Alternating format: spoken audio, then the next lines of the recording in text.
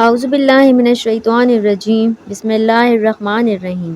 حاتم طائی کی بیٹی جب قید ہو کر بارگاہ رسالت صلی اللہ علیہ وآلہ وسلم میں آئی تو اس کا دوپٹہ تھوڑا سا سر سے کھسکا ہوا تھا، سر کے چند بال یا ایک بال نظر آ رہا تھا۔ آپ صلی اللہ علیہ وآلہ وسلم نے حضرت عمر رضی اللہ تعالی عنہ کو فرمایا، عمر بیٹی کے سر پر دوپٹہ دو۔ حضرت عمر رضی اللہ تعالی عنہ نے کہا، یا رسول اللہ صلی اللہ علیہ وآلہ وسلم، کافر کی بیٹی ہے۔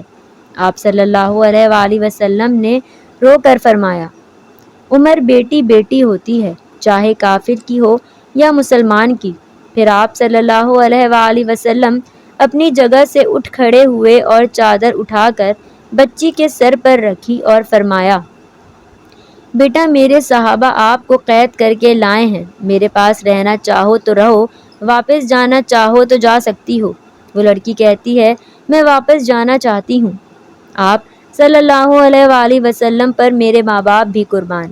آپ صلی اللہ علیہ وآلہ وسلم نے صحابہ کی ڈیوٹی لگائی۔ 2 دن اور 2 راتوں کے بعد آپ صلی اللہ علیہ وآلہ وسلم کے پاک اصحاب دروازے پر پہنچے اور دروازہ کھٹکھٹایا۔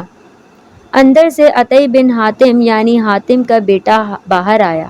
جب بہن کو غیر محرم صحابہ کے ساتھ دیکھا تو غصے میں آ گیا۔ پہلا سوال بہن سے پوچھا کہ مسلمانوں کا نبی کیسا ہے؟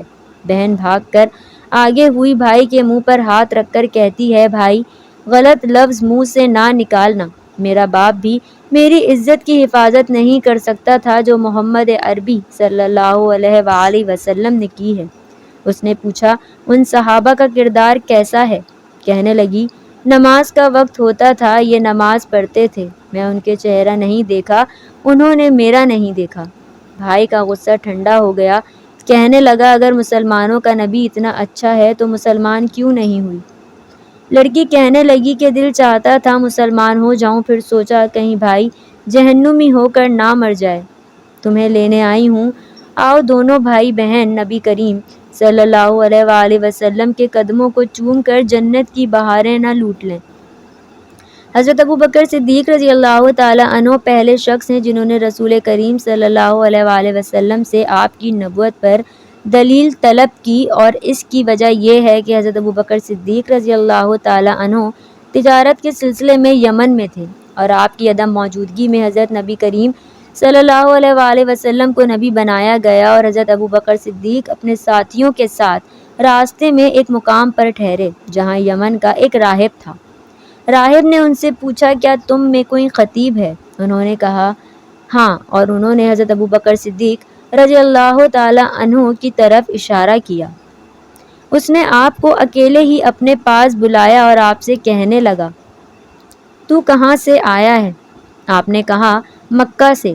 اس نے کہا، وہاں کوئی مدعی نبوت ظاہر ہوا ہے؟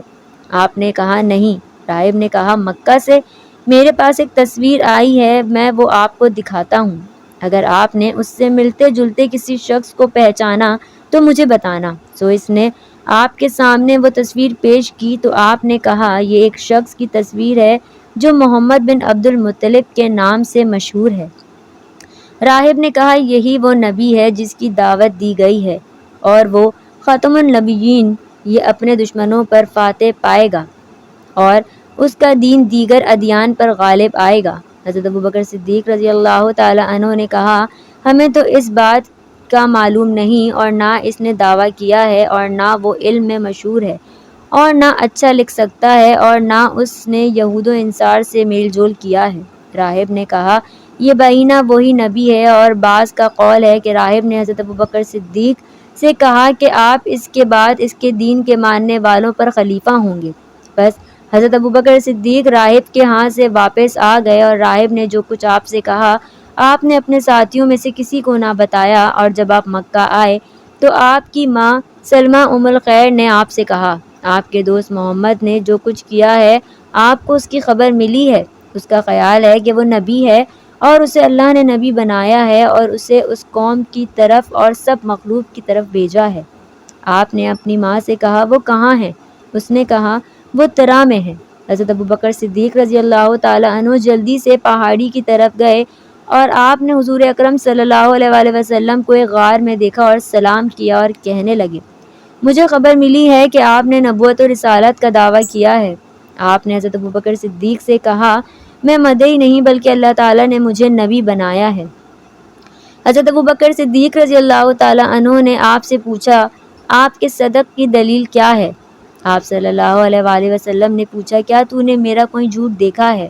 آپ نے کہا، قسم با خدا نہیں، مگر یہ بات دلیل کے بغیر قبول نہیں کی جائے گی۔ نبی کریم صلی اللہ علیہ وآلہ وسلم نے فرمایا، اس کی دلیل وہ بات ہے جو راہب نے آپ سے کہی ہے۔ حضرت ابوبکر صدیق نے کہا، میں گواہی دیتا ہوں کہ اللہ کے سوا کوئی معبود نہیں اور آپ اللہ کے رسول ہیں، اور میں اس بات میں آپ کا پہلا پیروکار ہوں۔